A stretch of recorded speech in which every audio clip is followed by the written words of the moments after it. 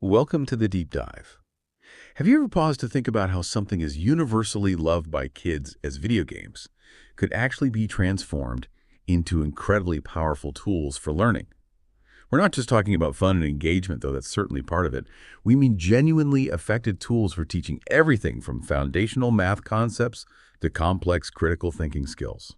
It's a fascinating concept, especially for those of you who work with young learners every single day. Today, we're taking a deep dive into some truly fascinating research that explores the very cutting edge of game-based learning environments. Our goal is to unpack how these environments are being designed to do more than just captivate students. They're built to deeply support their learning in ways that are both effective and, frankly, quite profound. hmm And what's truly revolutionary here is that while the idea of using games for learning has been discussed for a long time, the past couple of decades have seen a real shift. We've moved beyond just the potential of games and into a growing body of concrete evidence. We're now seeing proven positive learning outcomes, showing that games are far more than just a distraction or, a novelty in the classroom. They're becoming a legitimate, evidence-backed instructional method. That's right. And for you, our listener, who might be an elementary educator newly curious about how game-based learning could fit into your classroom, our mission today is to distill the most important insights from this research. We want to show you how games can not only engage young learners, but also promote deeper understanding, with a very special focus on how instructional support, dynamic feedback, and personalized coaching are seamlessly integrated into the very fabric of the game mechanics themselves. Yeah, exactly. We'll explore the what and the why behind these powerful mechanisms, providing you with insights that might spark new ideas for your own teaching strategies or help you evaluate educational games for your students. We'll connect the dots between cutting-edge research and real-world application, offering those aha moments about how to truly leverage games for powerful, impactful learning experiences, especially for elementary-age children. It's about being strategic in how we use this engaging medium to unlock genuine learning. Okay, let's unpack this then. The research immediately highlights the significant advancements in game-based learning environments over, say, the past decade.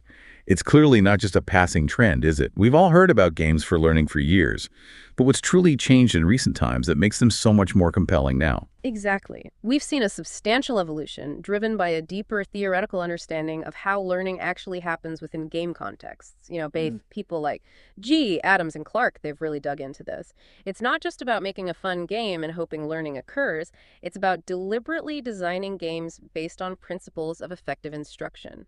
Beyond the theoretical advancements, there's been a surge in the creation of highly specific game-based learning environments across a multitude of subjects, from science and math to critical thinking skills. This isn't just about general engagement anymore. It's about structured educational effectiveness with clear learning objectives embedded right into the gameplay. And crucially, there's an expanding body of literature, like Meluso's work with fifth graders, that rigorously examines their design and, more importantly, their measured educational effectiveness. What's really interesting here is the emphasis on this shift from simply recognizing the great promise of games to accumulating significant empirical evidence that firmly supports their effectiveness. The research highlights multiple comprehensive syntheses and large-scale analyses, things like Connolly et al., or Sitzman's work, all of which found consistently positive learning outcomes across a wide range of subjects and educational settings. That's a powerful statement, isn't it? It moves us well beyond anecdote to hard data and concrete results. It absolutely does. And when we connect this to the bigger picture, the evidence becomes even more compelling. Multiple independent meta-analyses, Clark et al. And Wooters et al. Are key ones here, which rigorously combine results from many different studies, have concluded that game-based learning is often more effective than traditional instructional methods. And this isn't just for the initial learning of new material, but also for its long-term retention, which raises an important question for us, especially those of us immersed in education. If games are so demonstrably effective, why aren't they ubiquitous in every classroom yet? What's preventing them from being a go-to instructional method for so many topics? So if the potential is so clear, what's the biggest hurdle preventing games from being everywhere? Is it about how we use them rather than just if we use them? That's precisely the core problem the research addresses. It's not enough to simply have students play a game.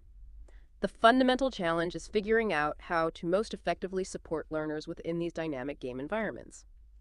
The success isn't just in the game itself, but in ensuring that the guidance, the feedback, and the coaching provided are not just tacked on, but are artfully integrated into the core game mechanics in a way that truly serves the dual functions of advancing gameplay while simultaneously promoting deep learning. Without this intentional design, even the most fun game can fall short educationally. This brings up an important point about game design and, well, instructional philosophy. Traditional discovery learning. Right. So it's definitely not about just letting kids loose in a game and hoping they stumble upon learning. That's a crucial distinction for our elementary education listeners. Because while discovery and exploration are wonderful for young learners and foster curiosity, they often need scaffolding, that intelligent support, to help them focus on the most important aspects of a scenario and to promote those deeper, more meaningful learning experiences. It's about guided discovery, not pure chaos. Precisely. The goal is to carefully avoid the pitfalls and situations akin to those traditional discovery learning failures that Kirshner, Sweller, and Clark highlighted. Instead, the aim is to strategically leverage the inherent potential of games for adaptive support. That means the game intelligently responds to the learner's needs and adjusts its assistance accordingly, much like a skilled human tutor would. Okay, here's where it gets truly fascinating. The research introduces a particularly compelling category: intelligent game-based learning environments. This isn't just any educational game. These are environments that combine cutting-edge game technologies with the sophisticated mechanisms we see in intelligent tutoring systems.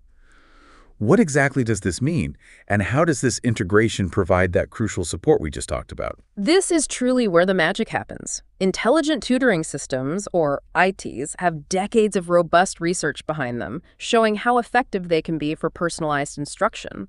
Wolf's work covers this extensively.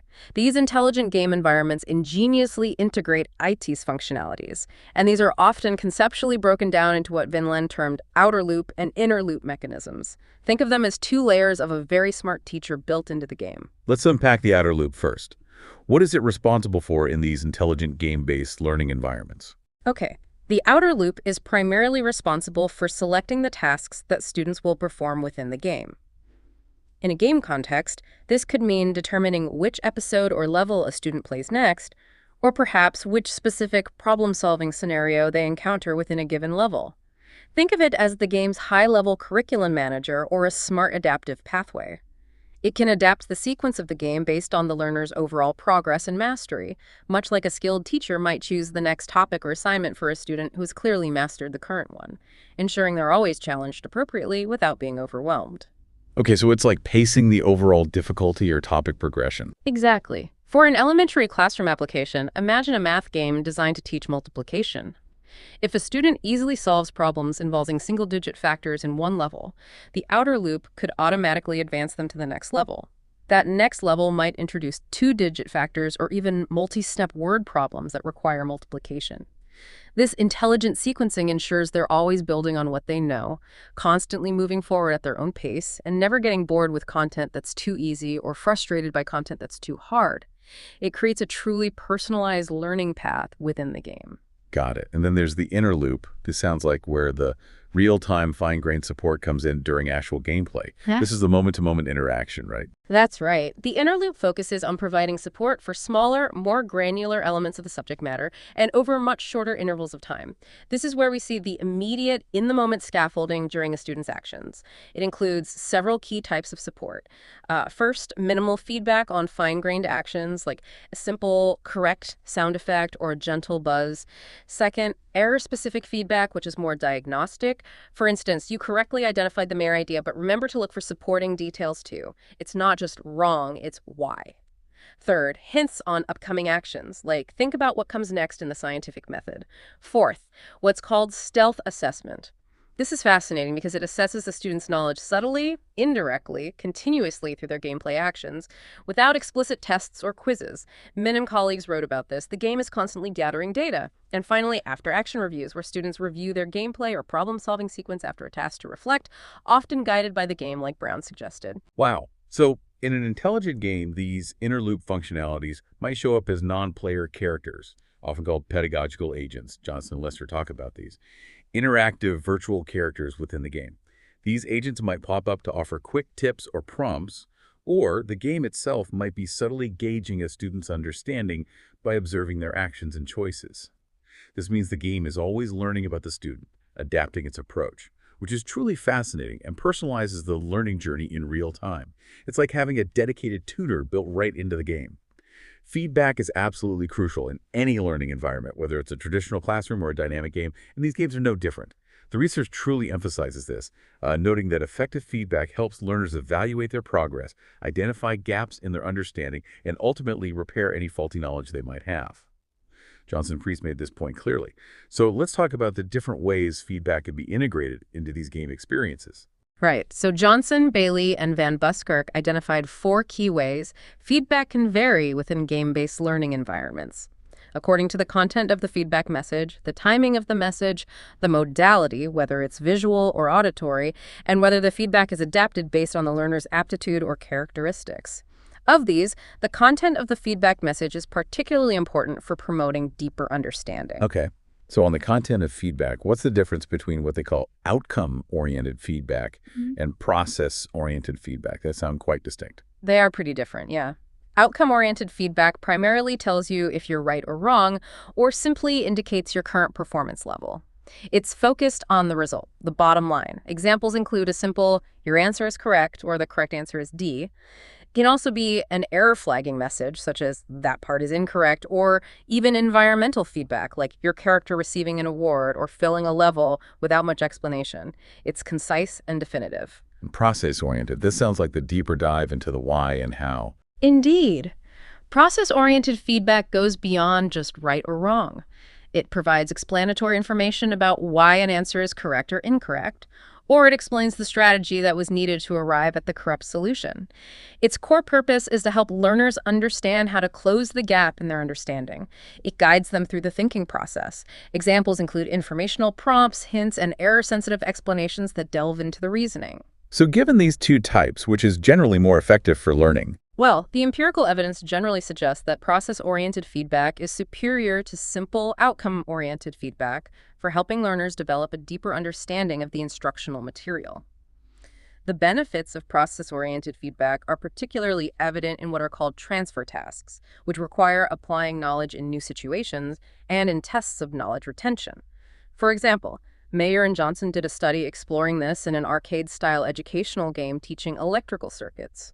Students who received minimal outcome-oriented feedback, just a tone and points, were compared to those who got explanatory process-oriented feedback. The results were clear. Students in the explanatory feedback group significantly outperformed those with minimal feedback on both gameplay performance and on a challenging embedded transfer task. That's a powerful finding. Can you give us an elaborated example that might apply directly to an elementary classroom setting? This is where it really comes alive for our listeners. Absolutely. Let's imagine a game where elementary students are learning about simple machines, like levers. If the game only provided outcome-oriented feedback, it might just say correct when they place a fulcrum correctly, or try again if it's wrong.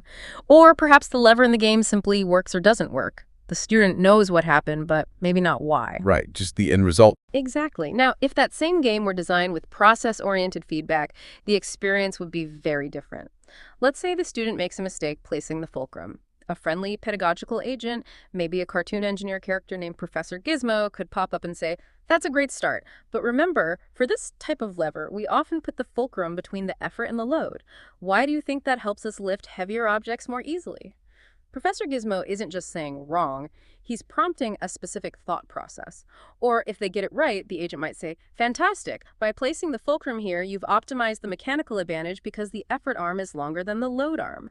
How could you apply this idea to a seesaw you might play on at the park?" This detailed explanatory feedback helps students understand the underlying principles and reasoning, not just the right answer. Marino and Mayer found similar benefits in their Design-a-Plant game, with Herman the Bug giving explanatory advice. Okay. This suggests that providing detailed, error-specific, or explanatory feedback is doing more than just correcting. It's actually reducing what researchers call extraneous processing. Like all the mental effort a student might spend feeling confused, trying to guess what went wrong. It's freeing up the learner's cognitive resources from those distracting thoughts, allowing those precious mental resources to be dedicated to essential processing, the actual deeper learning. Following Mayer's ideas there. Okay, this next one feels tricky. Does it matter when the feedback is given? Is it better immediately after a mistake or after a delay? I imagine for young learners, immediacy might feel more intuitive, but research can sometimes surprise us. Research here is indeed mixed, partly because of different theories and empirical findings. Proponents of immediate feedback, citing folks like Drowns, argue that providing feedback right after errors prevents those errors from being encoded or solidified in the learner's mind, especially when you're first trying to grasp a new skill or concept. Think of it as real-time course correction. Prevents bad habits from forming. Right. On the other hand, some theories, like Kulavy and Anderson's work, suggest that immediate feedback can sometimes interfere with how we fully process and correct our own mistakes. They argue that a slight delay might actually help us learn more deeply by forcing us to reflect and self-correct before getting the answer. This is sometimes called the interference preservation idea. Giving you a moment to try and figure it out yourself helps you understand it better. So, which is it for an elementary teacher? Immediate or delayed? How do we make the best decision? Well, it often depends quite critically on the specific learning goal. The general consensus from the feedback literature suggests that immediate feedback seems to be more beneficial during the acquisition phase of learning. When you're first trying to grasp a new skill or concept like Corbett and Anderson found with cognitive tutors, it helps you quickly build foundational knowledge and accuracy. However, and this is where it gets interesting, delayed feedback may be better for promoting transfer. That is, applying what you've learned to new, unencountered situations or problems. It builds a more flexible, robust understanding. That seems counterintuitive to some degree. Can you give an example to clarify that for us? Certainly. Schmidt and colleagues did a classic study on learning motor skills. They found that providing immediate feedback during practice led to higher performance during the practice itself, which seems good. But, surprisingly, it led to worse performance later during a training transfer task, where they had to apply the skill in a slightly different way. Conversely, delayed feedback resulted in lower performance during the initial practice phase, but it led to better transfer. The idea is that the delay encourages more active cognitive processing and self-correction, which builds a more robust transferable understanding. You have to dig deeper mentally. Okay, so a bit of struggle helps later on. Kind of, yeah. Now, studies specifically on game-based environments are somewhat limited on this particular timing aspect. However, Johnson et al. Did find in a search and rescue task that immediate feedback trended slightly better and led to lower self-reported cognitive load. But a crucial study by Mathan and Codinger found that allowing learners to make reasonable errors and self-correct before receiving feedback led to better problem-solving, conceptual understanding, transfer, and retention for a complex task like writing spreadsheet formulas. This suggests that the opportunity for self-reflection and independent problem-solving before getting the answer is incredibly valuable for deeper, lasting learning. So the optimal timing is highly nuanced and dependent on both a specific task and the learning goal. This raises an important question for our elementary education listeners. For young learners, is the primary goal immediate mastery of a basic skill, or is it fostering a deeper, more transferable understanding? It's a key decision. The research also highlights that narrative-centered games are an interesting area for future research on feedback timing, suggesting that storyline characters could provide realistic environmental feedback that feels naturally integrated, not intrusive. Absolutely. And let's tie this back to elementary practice again. Think about learning a new phonics rule. Immediate feedback. As soon as a child mispronounces a word based on that rule, the game instantly corrects them and provides the correct sound. This is fantastic for initial acquisition, building that immediate accuracy. Delayed feedback. The game might let the student complete a short paragraph, marking mispronunciations, and then at the end, review the errors. This slight delay might encourage the child to self-correct and reflect on the patterns of their mistakes, which could be better for applying the rule to new words. That's the transfer we want. It forces them to think a bit more deeply about the rule themselves before the answer is revealed. It's a balance. Okay, moving beyond just the quick hit of feedback, games can offer broader support and coaching that really guides the learner through complex tasks. The research talks about how these elements can help in guiding attention, organizing information, and supporting reflection. This sounds like it moves from small, immediate interventions to larger, more structured scaffolding over time. Indeed, and it's absolutely crucial for preventing learners from what Mayer described as floundering. When a learning environment is too open-ended without support, learners can become overwhelmed, especially younger ones. Let's dive into some specific methods for providing this broader support. First, we have supporting information selection, often achieved through attentional cues. Game environments can be vast and open-ended, filled with things to see and interact with. How do you help a learner, especially a young one, focus on what's truly important amidst all the possibilities without just giving away the answer? Yeah, that's key. This is where attentional cues come in. Games can strategically incorporate visual or auditory cues to direct a learner's attention to critical elements, objects, or characters relevant to the task. For instance, in Crystal Island, that microbiology game Lester worked on, visual cues like subtle highlighting were added to books and articles. These cues drew attention to task-relevant info and simultaneously reduced extraneous load, cutting down mental effort spent on irrelevant stuff. It's about helping the student see the important parts. Like a spotlight. Pretty much. For an elementary classroom application, imagine a digital storybook where students need to identify the main character's feelings. The game could subtly highlight the character's face when they express an emotion or play a soft, suggestive sound. Or, in a science game about animal classification, a glowing border might appear around the animal that needs to be categorized next, subtly guiding the student's eye without giving away the answer. Nelson and colleagues found in a scientific inquiry game that 3D symbols hovering over interactable objects like sheep reduced cognitive load and led to more key interactions. This directly supports Mayer's signaling principle of multimedia instruction, highlighting essential material helps learning.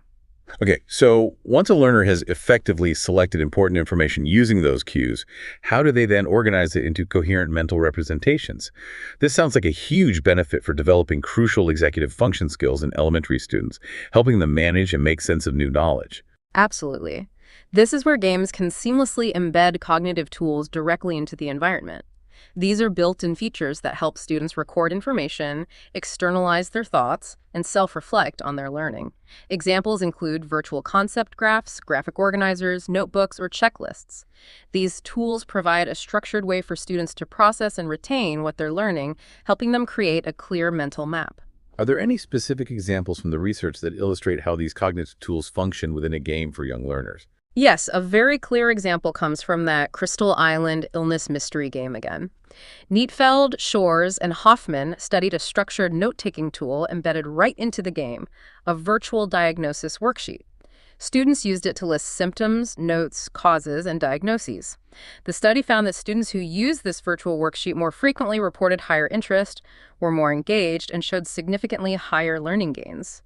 The conclusion was that using these in-game cognitive tools is critical for assisting students in offloading and organizing information pertinent to success in complex, inquiry-based environments. It frees up their working memory. Got it. Helps them keep track. Exactly. For an elementary classroom application, imagine a game where students are building a healthy ecosystem. An embedded virtual notebook could let them drag and drop elements like producers and consumers, draw arrows for food chains, or it could offer a checklist of components they need, checking them off as they go. In a writing game, a digital storyboard tool could help students organize plot points or character descriptions before they start writing. Other examples include the evidence palette in BioWorld or concept matrices in Crystal Island, which Min found correlated with post-test scores. Betty's brain uses concept maps. This reinforces the idea that cognitive tools prompt self-regulatory behaviors, as Azeveto's work suggests, helping learners set goals, check progress, and adjust strategies. And what about breaking down complex tasks into more manageable parts? That seems like another key area where games could provide valuable support. It's often where young learners get overwhelmed. Absolutely.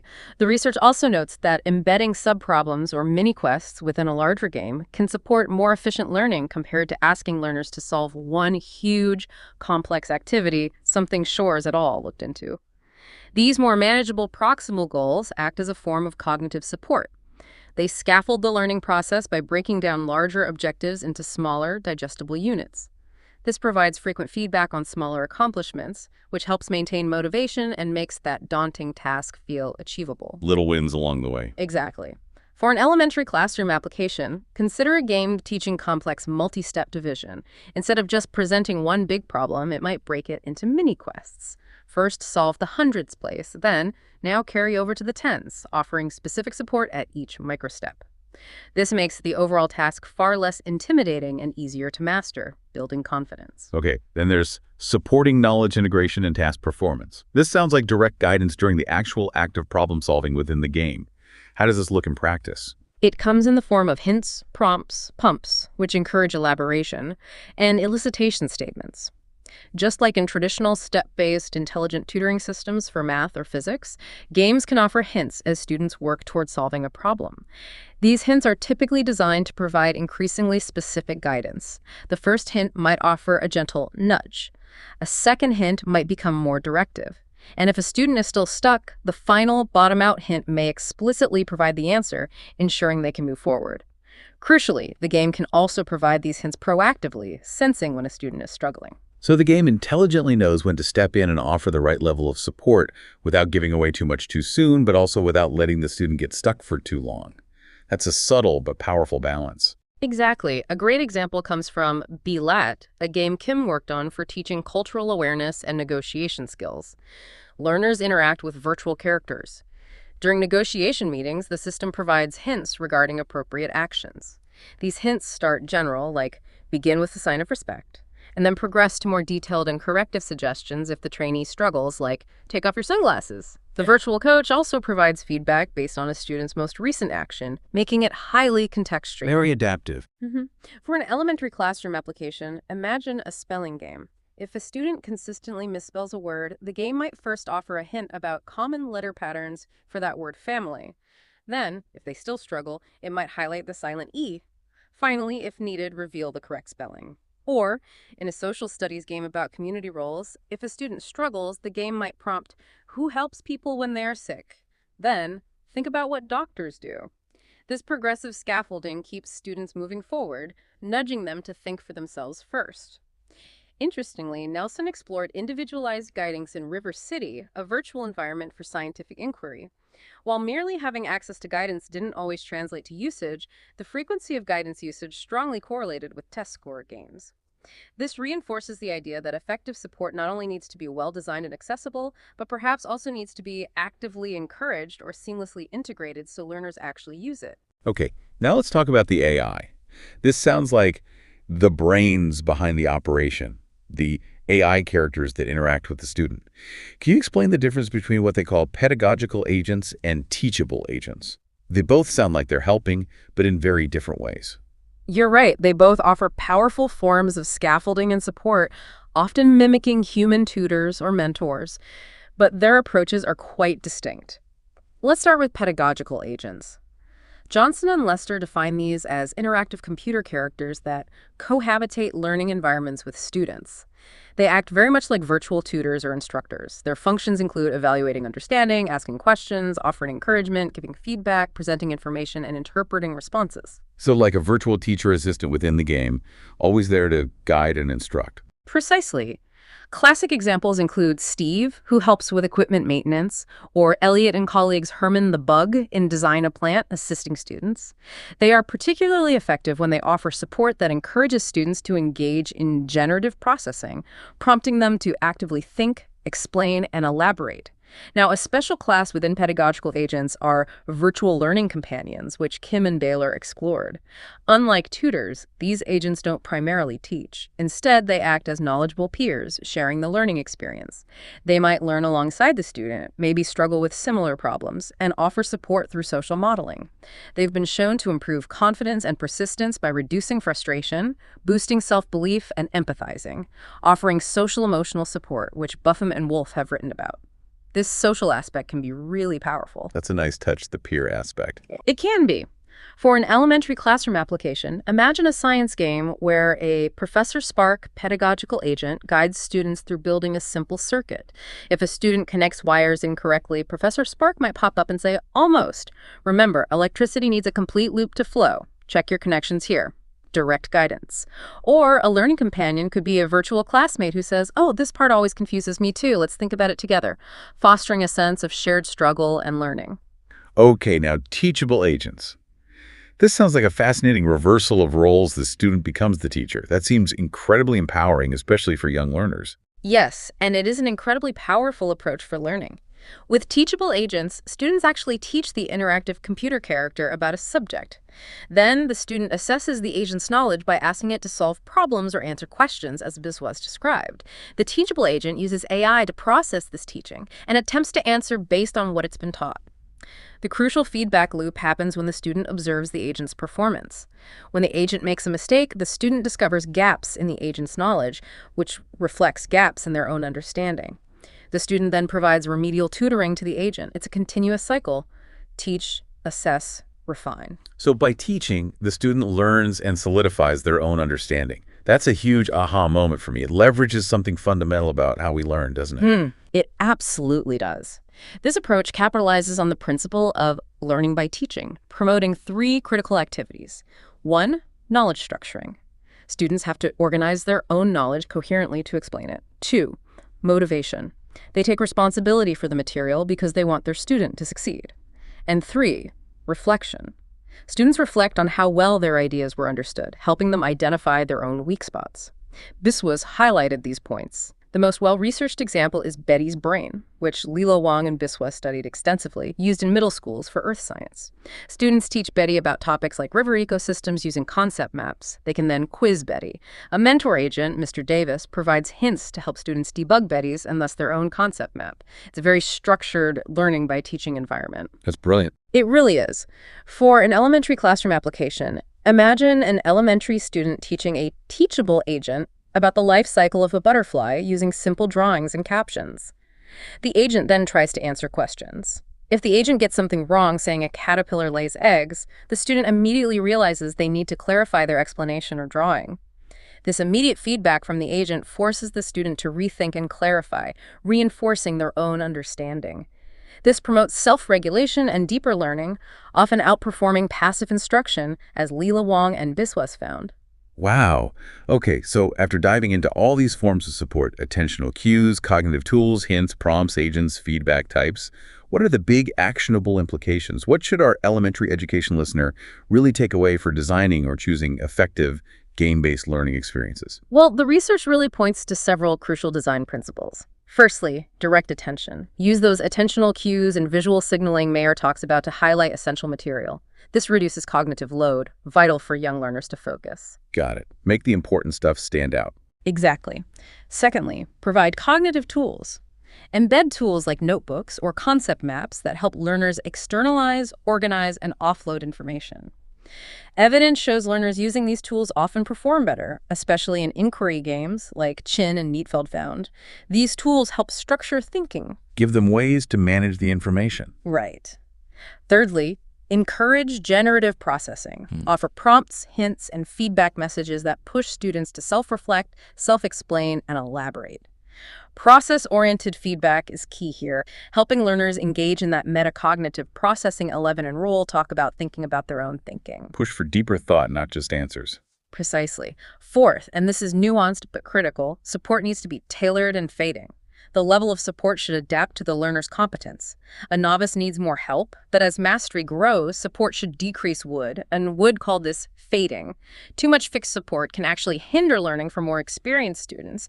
Kaluga's expertise reversal effect. Don't overhelp once they get it. Exactly. For an elementary classroom application of fading, think about that early reading game again. It might start with an agent guiding every letter sound. Yeah.